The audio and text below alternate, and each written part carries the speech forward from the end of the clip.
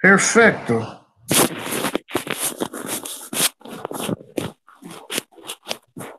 We lie.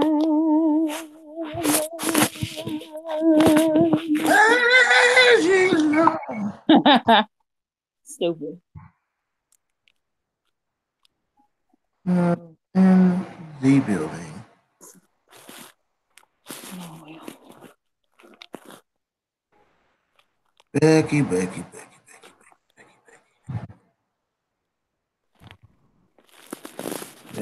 What's going on, sir? My nigga. It was cool. It wasn't too bad. Worked. Was planning out cut some grass, but got finished dropping the rent off and driving across town. I got home. I was like, yeah, forget it. I ain't going back out. Not today. Nope, not today. I knew you weren't gonna feel like cutting that grass. You was already saying you was tired. Nigga.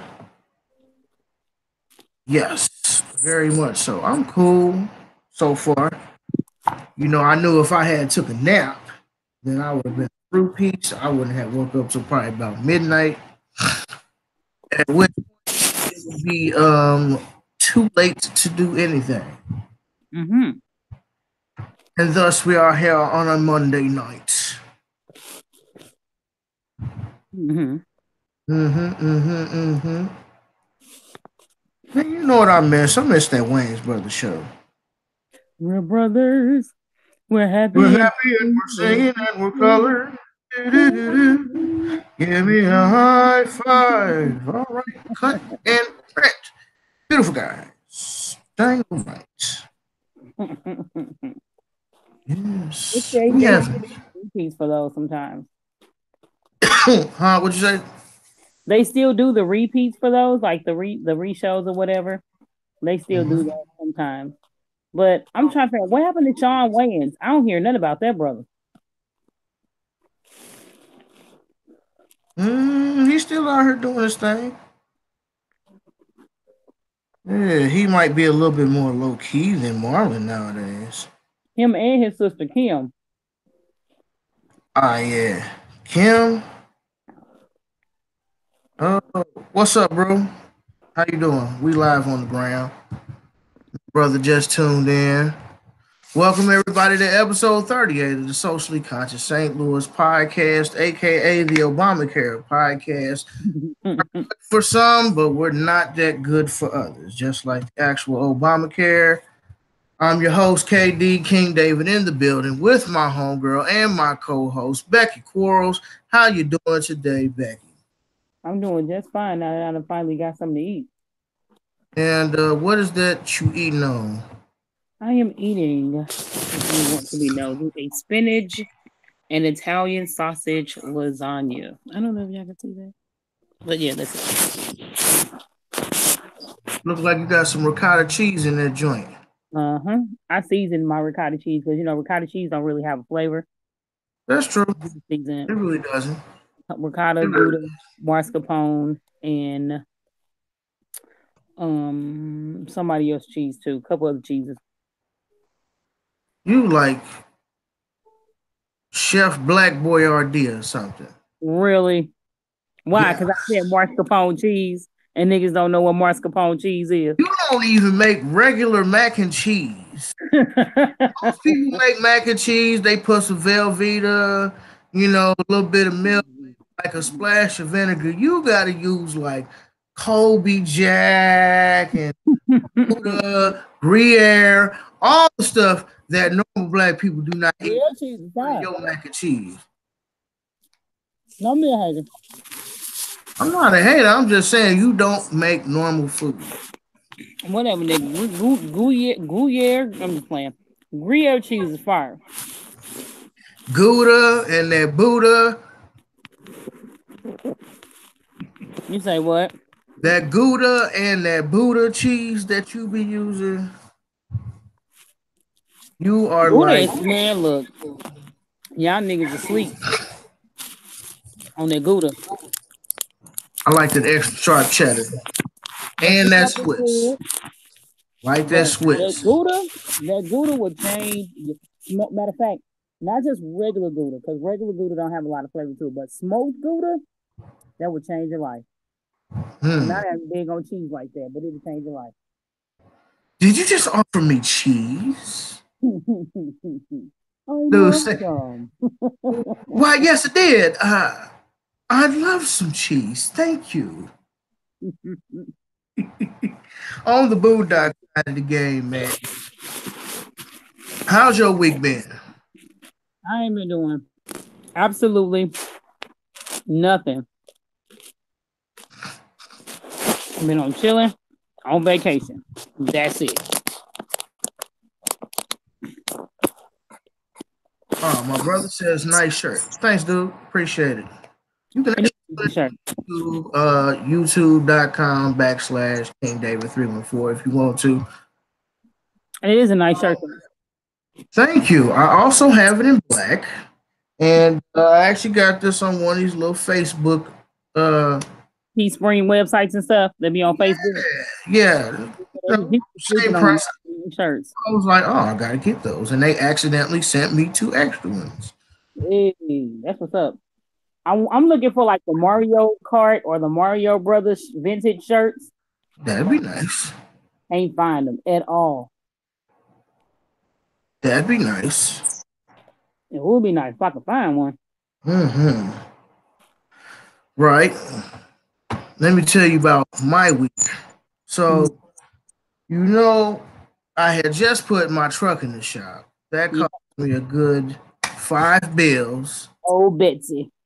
Yes. That old workhorse had to get some work done to her.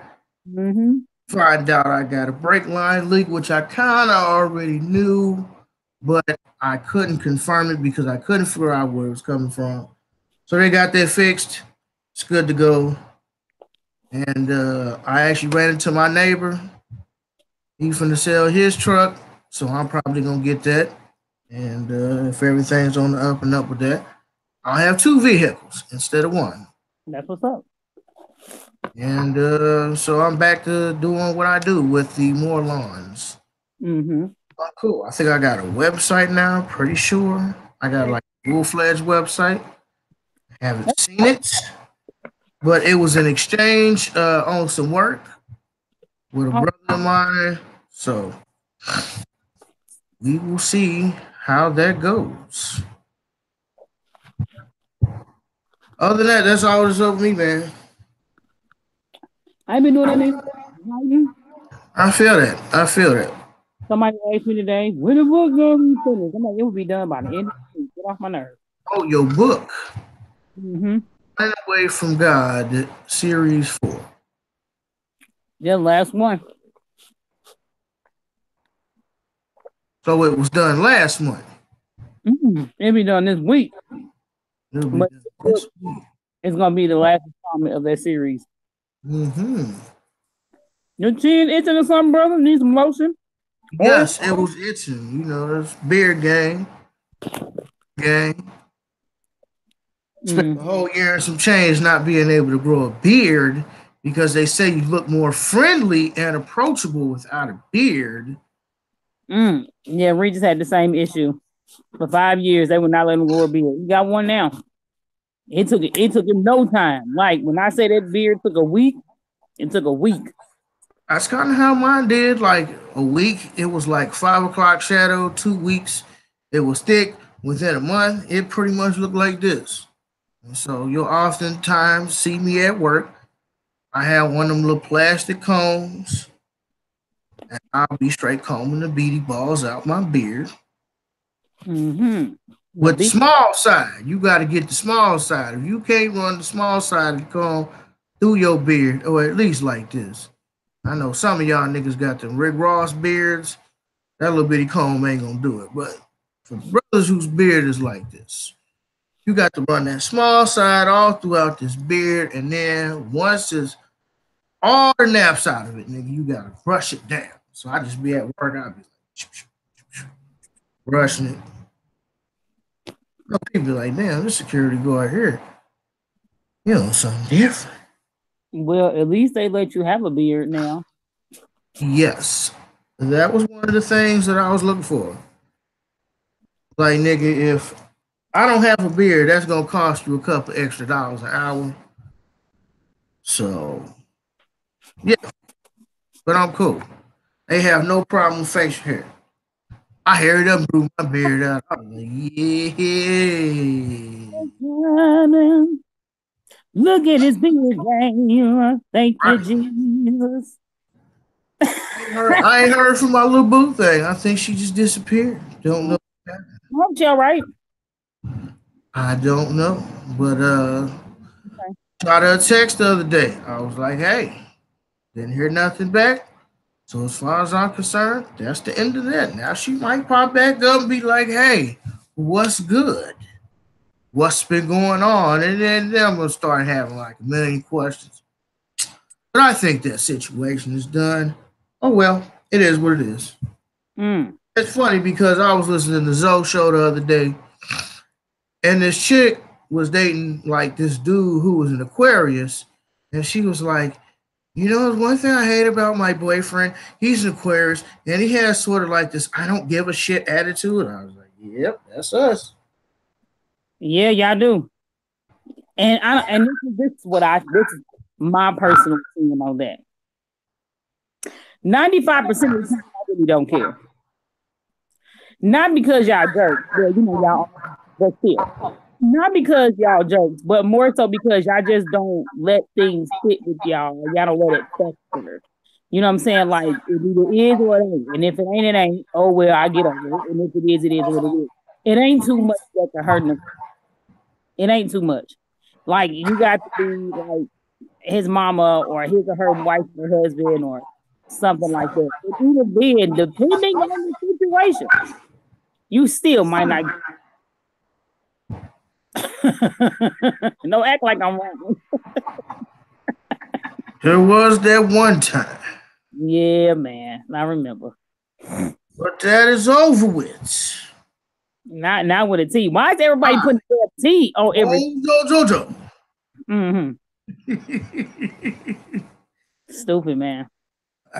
It is what it is, nigga. It was fun while it lasted. We had some good conversation, but just like with my friend who holding on to that Jesus, hey, it was real. It could have been something, but you tripping. So I'm gonna continue to do what I'm doing. And then the rest will fall in place on its own. Now I work in a grocery store, seeing a gang of females all the time, so it's like I can pick and choose who I want to talk to be honest with you. You playing pick a nigga, huh? I'm just chilling right now, nigga. I'm not really focused on that.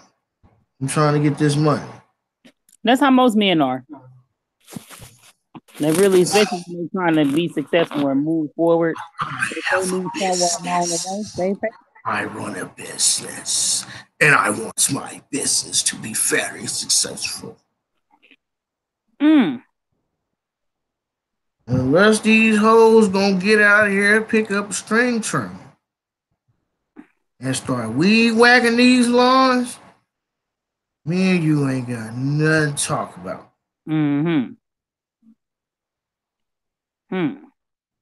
Anyways, speaking of females who be tripping, your girl Serena Williams was just at another tournament. So she just did the French Open not too long ago, like a month ago, a couple weeks ago, whatever.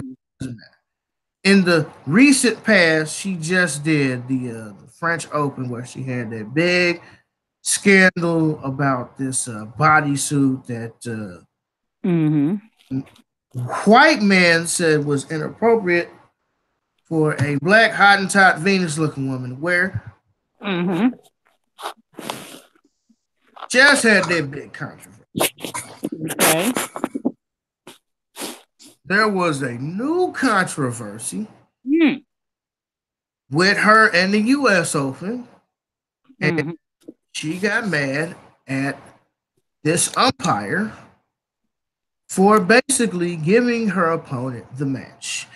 Now, what the umpire claimed was that Serena Williams was taking advice from her coach via side language from the sideline.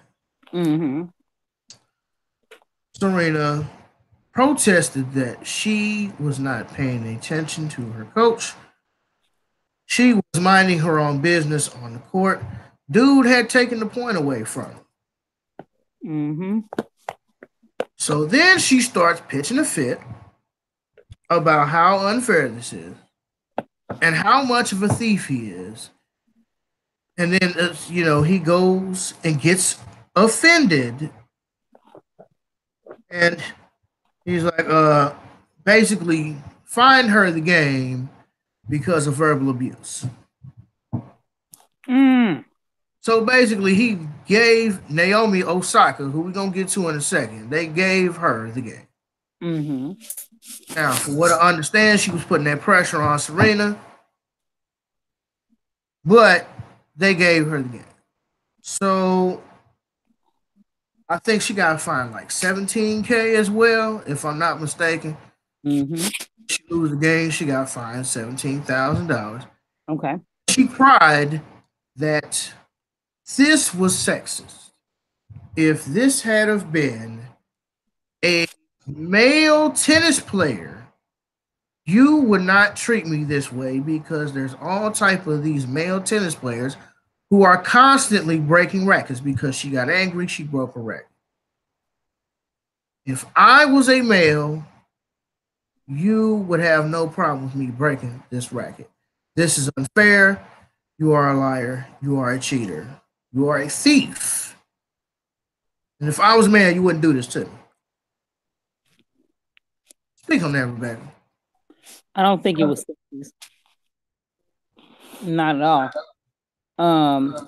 I would call what the French Open did sexist, if we want to take that stance. But I don't think it was sexist at all. I still think that old girl won the match. I think Osaka would have still won that match. But I do think that it's not fair in the sense of, in every single sport, coaches are allowed to coach their teammates. And for whatever reason, in tennis, you can't do that. Mm-hmm. Why? I don't know. And that is the points that Serena Williams did bring up. Matter of fact, she didn't bring it up. Her coach did. Now, her coach did admit to trying to coach her during the match, but the coach also said Serena wasn't looking at him. So the shouldn't have been taken away.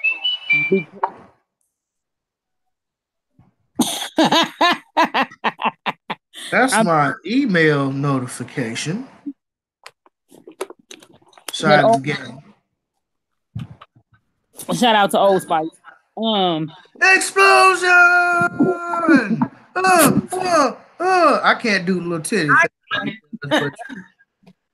I can, which is weird. But anyway, don't do it. No, I'm not.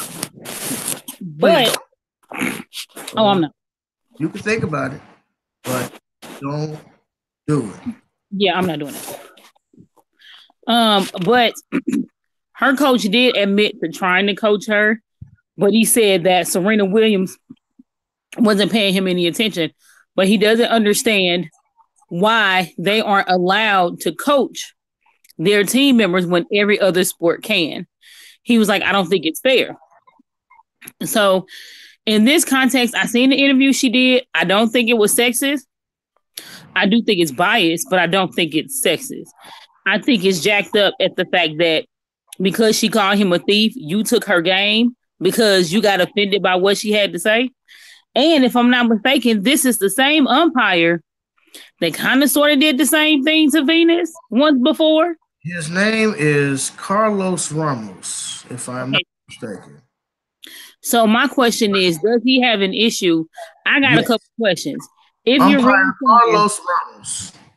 Okay, my question is with Carlos, are you only one doing this to women and not doing this to the male players? And then my other question is, are you only doing this to women of color or men of color? If you do it to both. And then my other question is, do you have a vendetta with the Williams sisters? Has it been something that's been ongoing with the sisters prior to this particular match? Or maybe he just don't like niggas. Could be. So that's my opinion on it. Besides that picture that racist Australian dude drew. Yeah, he drew Osaka as a white woman, a blonde-haired white woman. Yes, he did. But was it sexist? No. Call it what it is. The nigga's racist. There is no black and brown coalition. The Mexicans is not going to cape for you. There is no Mexican African alliance. Never will be. So get over it. Call it what it is. You scared to call it what it is because you don't want to offend your white husband and his friends. It was racism to the core. Racism between you and your sister. They don't say nothing to the white girl. First of all, it be male tennis players breaking rackets all the time. Out the umpires and all type of stuff. You know how privileged white males are. They be straight cussing out the umpires. Like horribly. But when Serena Williams calls the thief, verbal abuse. Call it what it is. It's good old fashioned racism. There is no Hispanic coalition with the black folks. He don't care about you nor your sister. That kind of proves it because he was doing this for both the Williams sisters. How come Serena is the best tennis player in the world, but is not the highest paid female tennis player in the world? That's a great question. How come the white women who she has smashed several times over, how come they're getting paid more than she is? That's a great question. You're the best. Your sister is second best. Y'all the best two female competitors the world of tennis has ever seen. But yet you're not getting paid like it. LeBron James was getting paid what he's supposed to be getting paid. Love him or hate him, LeBron James is going to get his work. Like, I want this. $420 million. I don't know. I'm just throwing out a number. $420 million. I don't know if we could do that, LeBron. You know they're going to have a little back and forth, but at the end of the day, the brother's going to settle on a number in which he's satisfied with. Yes or no? Yeah, that's true. So this is sexist? No, it's not sexist. Not at all. It's racist. I'm sorry, Serena, that your white husband is not caping for you. He is not caping out on your behalf. He's not going to piss off his white friends, and you better not piss off his white friends. There is no feminist coalition between white women and black women. Black men have no power over black women. We are both equal victims in this system. Therefore, neither the black woman nor the black man could be over one another. Because we are equal victims in the system.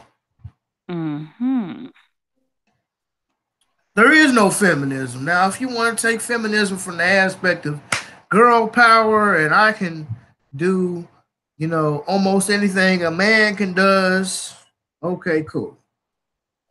Even though men and women are completely different. Y'all different strengths, different weaknesses. So it's not that you can't do everything a man can do, but do it in a way in which your womanly attributes lead instead of trying to be like sort of a masculine presence, if that makes sense. That makes sense. So if you are saying feminism from the point of you want to take everything that makes you special as a woman and use that to your strength to uplift yourself and your sisters, cool. Mm-hmm. But ain't no feminists and black feminists getting along. So put it out there like that. Sorry, that's the truth. That's the truth. Anyways, my nigga. So I was talking to you earlier this week about like what it means to be professional and professionalism, right? Yes, I remember that. I was, where did I get this from? I don't know. I was watching something and I got the idea. Oh, I was having a conversation with my mother. Mm-hmm. I was using some slang when I was texting my mom, no different than what I always do. So it's like, well, why are you talking like that? I was like, what do you mean? I taught you better than that. Like, okay, what you talking about? Wow. And I'm like, man, I can talk just fine. Why are you trying to assume that this is all I can do is Mm-hmm. slang? And that didn't really piss me off. It was just kind of like, okay, all right. And then she was like, well, what if what if you trying to get a job from a white man and you talk like that? What? No. First of all, how many times do we have to have this conversation? No. I don't care nothing about no white man and he don't care nothing about me. I'm just being perfectly honest with you. No, Mother Landrum. No. Not the white For man. real. No. We've had this conversation before and I told her I don't care nothing about no white man. You should. Why should I? You don't care nothing about me. Well, you got a job from a white man, okay. But still, I can go get another job and another job. This is the same person who I told her, like, I think it was like earlier this year. I think I had like 8, 10 contracts. And she was like, how many contracts you got? I was like 10, 12. Oh, that's good. I'd be like, she like, oh, that's all you need. Mm. Uh, no, it ain't. What do you mean? Like, what? How many times do we have to have this conversation? You know how much I hate to repeat myself. Yes, I do. How many times do we have to have this conversation? This is a business, and I'm building this business so I can work this business full time. Well, what you gonna do in the wintertime? Well, there are still cleanups and stuff that has to be done. There's still work that has to be done in the wintertime. You may get snow, you may not get snow, but there's going to be other things that I got going on. So when that slows down, I'll have something else to work on and bring money in. Like, what do you mean? It's not that hard. Even if I had to pick up a part-time job for the winter months just to tide me over until spring, that's what I would do. Maybe we're getting enough business throughout the winter. But either way, I'm going to handle this. What would she say? What if you trying to get a job from a white man? What would he think? Like, what? I don't care. Why would you even mention that? My mom cares too much about what people think, let alone that white man. Well, why would you quit your job? You always going to another job. Why would you quit your job to go get more money? Mm-hmm. Stay at one job because I don't make what you make. I don't make 5 figures a year, 6 figures. I don't make that type of money. If I had a job in which I was clearing 60, 70, $80,000 a year, hell, even $40,000 a year. If I had a job that was paying $40,000 a year, I would stay on that job for a little while. But I don't make jobs like that. So for her to be like, well, why are you going to another job? What's wrong with that job? It's always going to be problems on all of these jobs. Look at my job. I have problems on my job. You also have a union. Mm-hmm. Oh, I don't get paid what my mom gets paid. I'm on the bottom. I have to scrape whatever it is that I get, and I have to flip it and turn it into something else. So if that means I stay at a job for a year or two until I find a $16 an hour job, so be it. If I stay at that $16 an hour job until I find a $20 an hour job, so be it. That's what I'm going to do. Until I get that type of money, no. So, professionalism is really about how you present yourself and how you talk to people. If you present yourself as a certain standard and you're not like fake with yourself, I think like children, animals, a lot of them can sense the fakeness in you. I think part of being professional is being who you are. Okay. Yeah. Now, yes, you should tone you down for work. Like I do. I'm still me at work. I still tell jokes. I still laugh. I still help whoever do whatever needs to be done in the store, box down or put up bags, sweep the floor, along with my regular security duties. I'm still that person who goes above and beyond. I treat people with respect. I try to do the best job possible with what I have to work with. And I'm still me. I'm just toned down. And I tell people that. Like they be like, oh boy, you wow. Man, you wow. I'm inside of work. I'm mild right now. Catch me outside of work. How about this? No. No. Just no. No. No. No. Cause she's a hoe.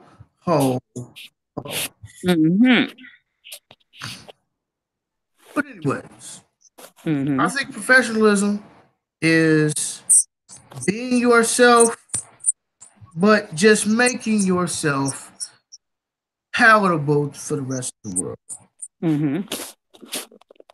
So you take your best parts of yourself, and it's like, okay, this is who I am. Just like you when you answer the phones. Try to be calm. You are a calm person. Don't get on the phone and be like on the Dave Chappelle side of the game. Hey, how you doing? Like, hi, how are you? Like, you don't do that. You don't change up like your white voice. Hello, you've reached Rebecca from Customer Care Collections. I think people can sense the faces. Just like when you call a Mexican house and they act like they don't speak English. Mr. Sanchez, I know you speak English. Quit playing. I don't know, man. I think that's it. Like being professional is being the best, basically, at what you do. That's really the definition of being professional. Is like basically whatever your craft is, being the best at what you do. But I think the professionalism is being the best of what you do and who you are. Like the business side. Oh, prime example. I met a lady here the other day, and we was in a meeting for some programs, and everybody got up in the room and introduced themselves. My name is David, landscaper by trade. She comes to me after the meeting, older black lady, might well probably yeah, old black lady, but whatever. So she like, oh, I've been looking for a landscaper. I don't have much money, but I have work. Now, if it was strictly just looking at it as business, you're gonna be like, you got work and no money. Mm-hmm. I don't want that type of contract. But me, I'll be like, okay. To me, that's like almost like a pro bono case. Like lawyers have so many like pro bono cases that they could take in a year. I think that's like almost like a pro bono case where it's like almost so cheap. And I'm not saying that I'm not going to get a fair dollar for what I do. But I'm not going to be able to charge her probably what I would charge a normal person, and that's okay. Because to me, having the customer and the property to me is more important than moving on to something else. So I can be like, cool, it might not pay much, but I can add this to my resume. And that kind of put a smile on a little old lady's face. That's my way of walking you across the street, little old lady. I'm going to look your landscape up. To me, that's professionalism. Going above and beyond. True. Not necessarily, little old people. A lot of them don't be having all that type of money. And some do, but you'd be like, it's cool. Just be patient with them. They are elders. They already served their time. They live their life. Yeah. Let them live. They might take a little bit longer. They might not have as much money, but they really care. They really care that you would take the time to make sure that their property's straight. Old people care about that type of stuff. And makes you happy. I'm a person that likes to make people happy. Naturally, in my professional life, I like to make people happy. So I like to do the best job possible. Rebecca, what is your take on professionalism, and how does your professionalism affect the Black community? You said, what was the first question? I heard the second one. I said, what is your take on professionalism as it pertains to you, or what it means to you, and how does your professionalism affect the Black community? Okay, so it's a couple things. As far as professionalism is concerned, I personally feel like for me, professionalism is just doing your job. Like you have to have some type of level of decorum in order to stay calm. I don't know, man. Like when it comes to professionalism, I don't necessarily think of it in the sense of just being professional. I think of it more so in the sense of just being a good person. I mean, you've heard me do my job before. I honestly think that I stay exactly the same. I don't change from one move to the next because I am who I am, whether I'm at work or at home. But I do believe that if you are going to do a job and you are going to do an excellence, it has to be a situation where you should want to go above and beyond. Now, I do hear other people do their jobs and stuff like that. And it's like 1 minute they talking like this, and then the next minute you hear, "Thank you for calling customer care. My name is," and I was like, "What? Who the hell is that?" Happy Reparations Day, everybody. Happy go for. Actually, Chuck, this ain't my real speaking voice. This my real speaking voice. I talk like a straight up gangster, bitch.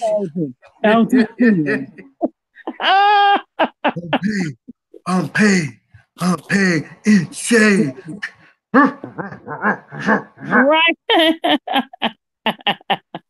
You mean their whole voice and their demeanor change up when they the get whole voice and demeanor changes. And I'm just like, for what? Why do I have to put on a facade in order to do my job? And if you got to put on a facade to do your job, then you definitely in the wrong place. I don't know if that comes from just the Black community or if we have been taught that we need to act a certain way or we need to be a certain way. I see what people in the hood would say: do we need to act or be white in order to be, or at least sound white and have white people mannerisms, I guess, in order to be considered acceptable in regards to doing our job. I don't know if that's the case. But I will tell you this, like growing up, you would think, I mean, it would make sense if that's the concept that some people have, because that's just what we were taught in the hood, that it was better to be white because white people had everything. So I think that people took that in regard to this in comparison to the whole, professionalism thing. People feel like they have to be someone else or sound like someone else in order to do their jobs effectively. And I just think it's how does it affect the Black community? Yeah, I just think that it stems from slavery in a sense, because we were taught, we lost our culture. I even have certain struggles in regards to knowing who I am. Like, I'm just trying to research like my roots and stuff like that, because we've been stripped of so much that what you get now is a watered down version of a white person, of a Black person trying to be white and not realizing that that's never going to happen. They say we supposed to put on that white suit when we go out. I just don't understand, why is it that you have to be somebody else in order to do your job? If you're at a job where you have to be somebody else, then you don't need to work that job. It ain't the place for you. I am me 100% where I'm at, whether I'm at work, our friend, or I'm at home. It doesn't change. When I have to talk to an angry person or an angry customer, and they get the calming down, and customers be on the phone like, I'm gonna have to have me a bottle of Hennessy or moonshine after this. And I be like, you drink all the moonshine you want. It's too rich for my blood. I can't handle it. Like, I'm exactly the same. Nothing changes. So if you don't have a company who can value who you are and everything that means to you, then you don't need to be working for them. Maybe you need to get your own business. That's but my take. If they can't handle this, how can they handle their own business? That is correct. I agree. That's fair. Because they would be like that Black dude who had like this multi-million-dollar company, and nobody knew that he was the face of the company. Everybody just thought that he was just the estimator, and he would not correct them. Wow. That's sad. Which means you thought that people would not fuck with you because you were Black. That's sad. There's going to be a certain amount of white people who got to burn their Nikes. And burn their Nikes and cut up their Nikes in church while they preaching. There's a certain number of white people going to do that. Really? Oh, sure. But not all white people like that. And there's Black people who are looking for other Black people to do good work. There's Black people looking for you as a Black person to prove them wrong about all the negative things that they have experienced with other Black businesses. So I think it's one of those things where if you can't handle the pressure of working under somebody else, how can you really handle the pressure of being a business owner? Because things are going to come up, and situations and circumstances are going to come up where customers are going to be downright irate with you. It may have been no fault of your own. It may have been a misbilling thing, or it ain't no telling. It is up to you to diffuse that situation, to be able to salvage that relationship. That's true. You can't salvage a phone call. without being like, oh my God, I'm so overwhelmed. How can you run a business? Like I work two different stores. I can tell how well the store is ran by the store manager. One store I work at, the store is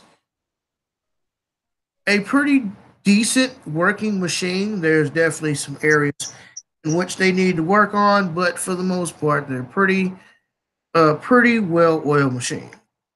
Mm. The other one is kind of like they get along, but the manager's kind of a train wreck some days, and it'd be like, okay, well, this is my third, fourth day opening and closing. Like, okay, and people is calling off. Okay, nigga, you need to hire you some better people. It was like, I don't want to be no manager because you got to do this and all that. Look, nigga, if I become a manager, I'm getting all my people on. At least the ones that I know work. Nigga, you want a job? Come fill out this application. I'll give you a job. And if you don't work, boot them out the door. I mean, even if you have a great workforce in your area, in your store, or under your command, there's always going to be a handful of people who's not going to be as enthusiastic to get on board with the program. And sometimes those people need to be weeded out. I'm just saying.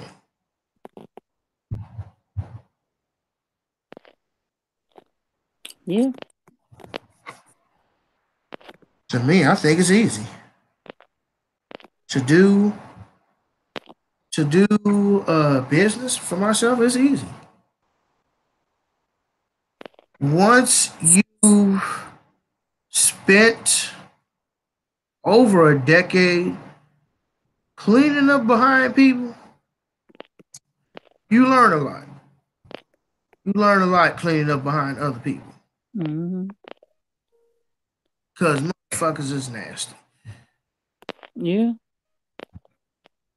Some of the little stuff that, me and one of the store managers be talking about. He's like, yeah, it's things we need to pick up on. It's things that we can do. Yeah, like sweeping behind some of these and, hell, dusting the top of the ice machine once every like 6 months or something, doing coolers, wiping down, make sure the cooler doors don't have no fingerprints and stuff like that. Little stuff like that. It was like, yeah, you know what I'm talking about. Uh-huh. Know exactly what you're talking about. It's that GI cleaning. GI cleaning. That's that general inspection cleaning. You remember you used to have to do a job core, nigga. You had to do everything in your dorm room.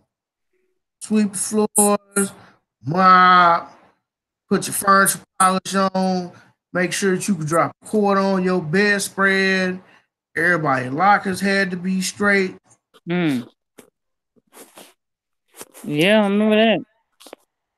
I was over for to say, y'all ain't never had no inspections. Hell yeah, we had inspections. All the time, every day. We used to have them every day at one point, and then they scaled them back. And then they just started doing them like once or twice a week. But yeah, they would come in and inspect the beds, the windows, the dust, the floors. They used to come and inspect everything. And the highest score you can get is a 40. Ah, yeah. The good old days. I remember those days. Back in the day when things were cool.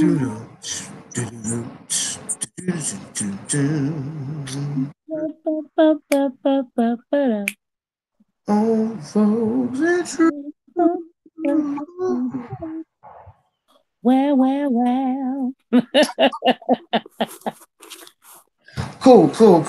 So, your girl Nicki Minaj has recently been in the news, and she seemed like she always stay in the news. She's stupid. And she got into a Cardi B a few weeks ago, and then she was Travis Scott and a whole bunch of other people. Is Nicki Minaj the biggest hater? Like she's hated Yeah. K. Michelle, she hated on Foxy Brown, Lil Remy Ma. Kim, hell, everybody. The business hating on everybody. Cardi B, Mm-hmm. Travis Scott. Travis Scott, the only reason why Travis Scott is number one, because he was selling packages with his albums, and I don't think that's fair. I wasn't selling it. Bitch, you was doing that shit too. Like, girl, relax. It's not that deep. Nigga, the pink print, deluxe version with the extra tracks, Mm-hmm. t-shirt, or maybe a hat or something, or a poster maybe. Maybe it came with an exclusive poster that you can only get by buying the album. Why does it even matter? Like, I think Nicki Minaj is a whole bully. I think she a bully. You think so? Yeah, I think she a bully. I don't think she's a bully. And she's supposed to be donating, I think, some money to the actor. Who? I know his last name is Owen. Jeffrey Owen or something like that. She's supposed to donate some money to that actor that was allegedly shamed. Well, not allegedly, when that girl tried to shame him for working at Trader Joe's, and she still haven't paid him the money. Ah. Now he said he was going to take the money to donate it, but Nicki Minaj's team tried to come out and say, "Well, we tried to make contact with him, but he's not returning our contact." And his team was like, "No, we're easily reachable. No one's heard from them." I think she a bully. What you think? Nicki Minaj is not a bully. Mm-hmm. Nicki Minaj is merely an ain't shit bitch. Mm.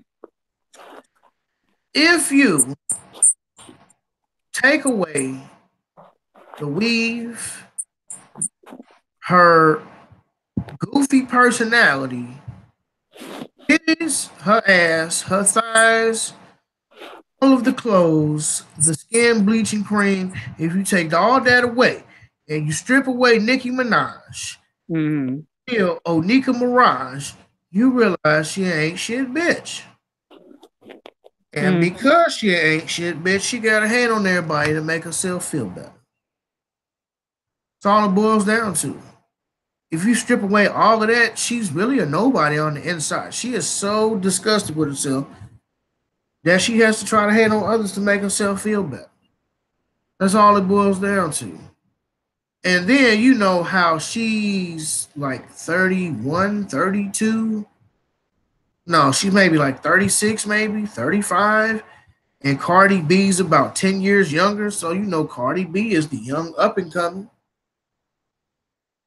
She was hating on Cardi B, poking, prodding, accusing her of payola, running her name through the mud.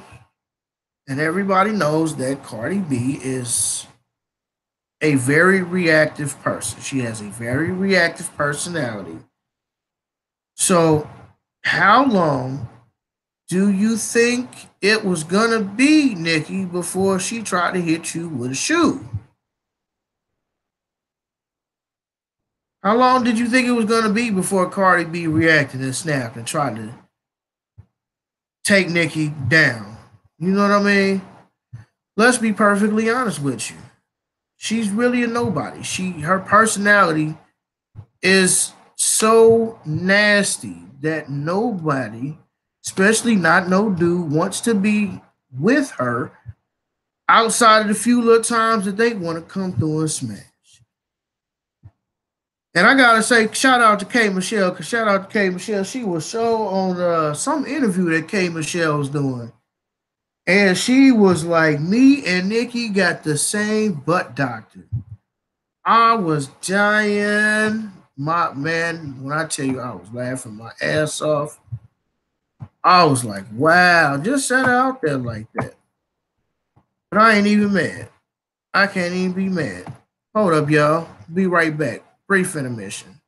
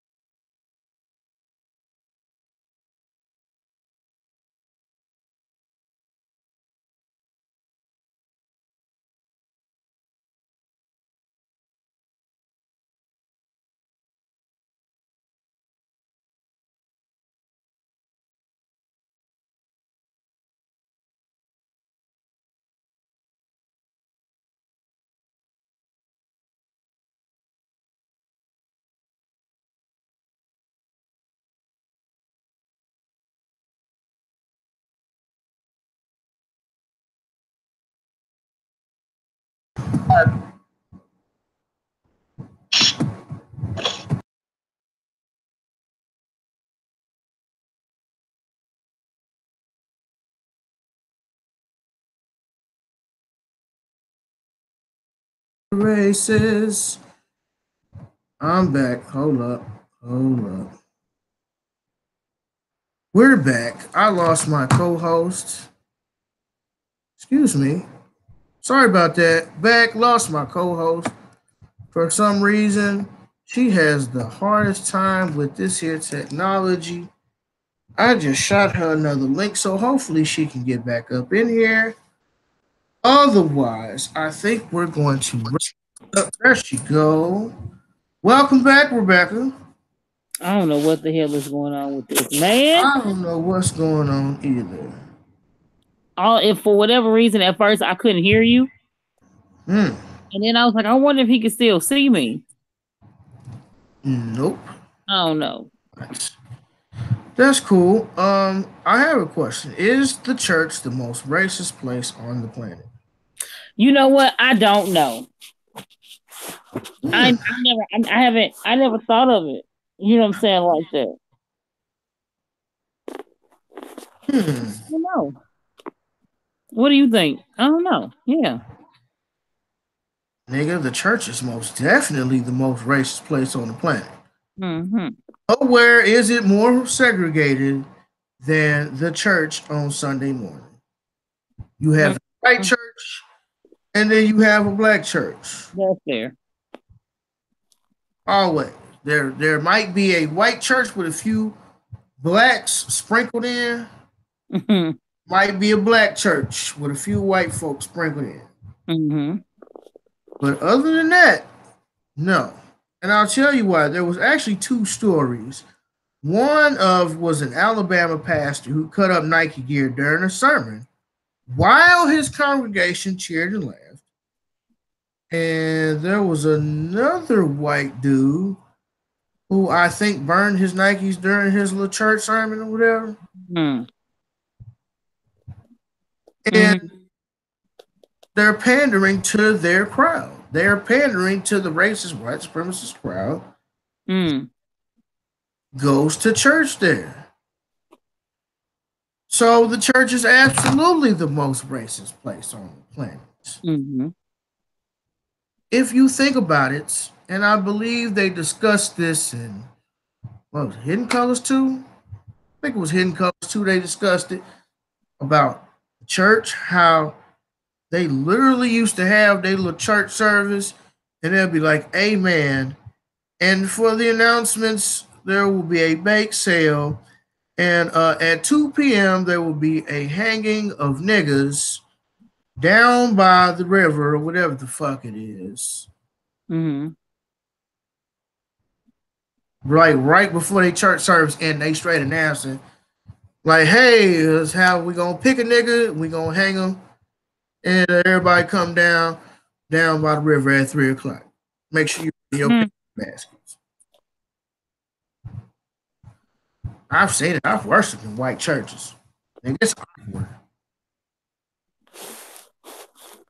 I have worshipped in just majority white churches. It's kind of awkward, not gonna lie. But then again, I'll be feeling awkward when I go to a place where it's like all white people, and I'm like the one black person sprinkled in. Mm-hmm. You know, they ain't tripping off of me. I'm just one black guy, but still.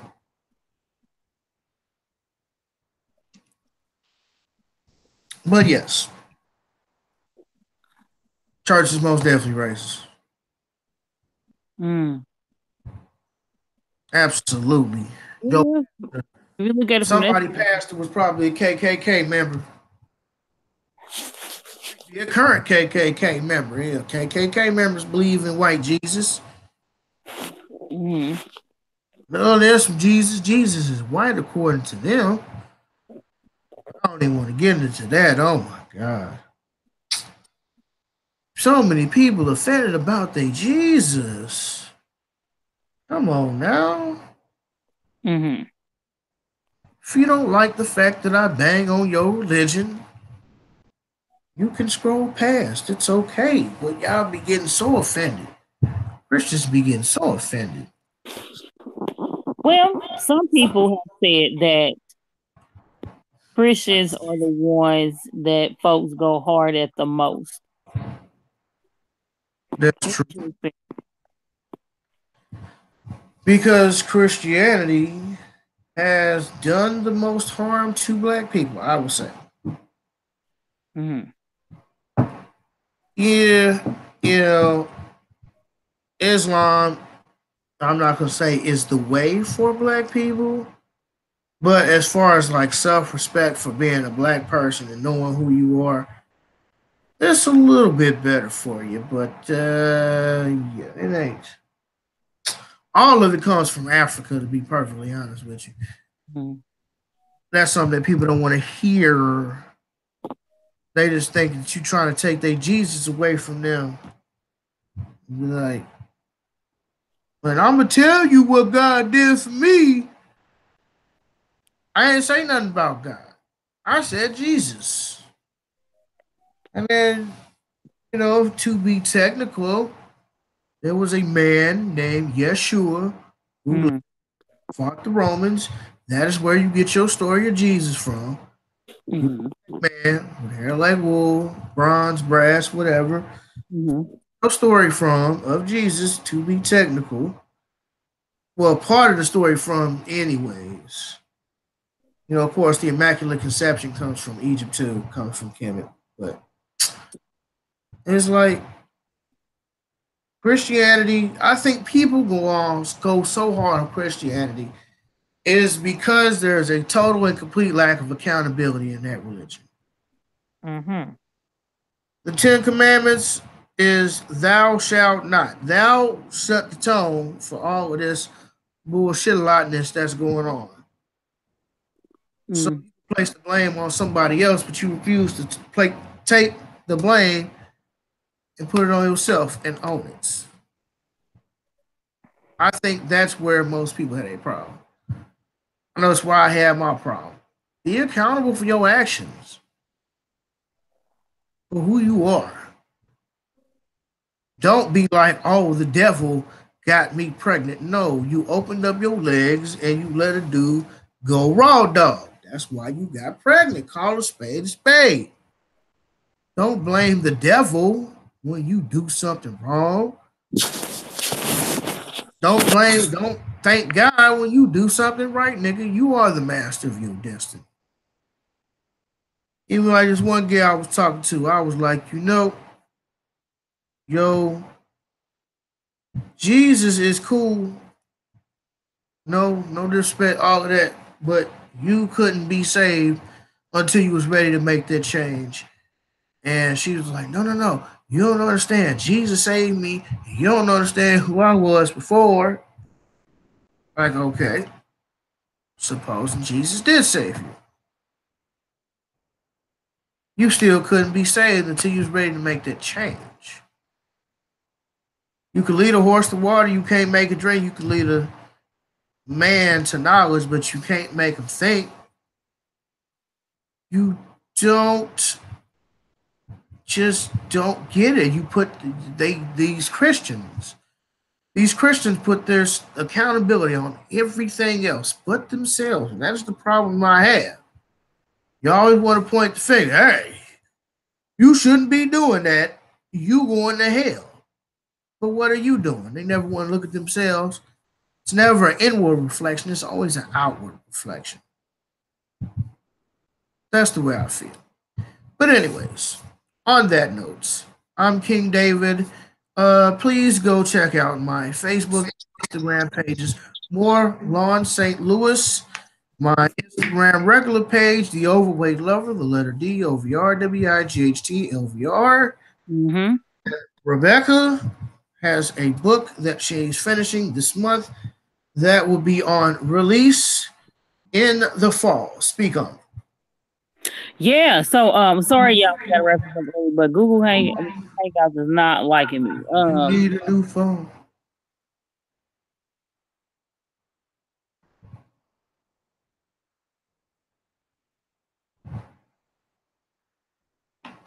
Prime example, she needs a new phone. So therefore, you can reach her on Facebook at Rebecca Quarles, Instagram LadyQ1502.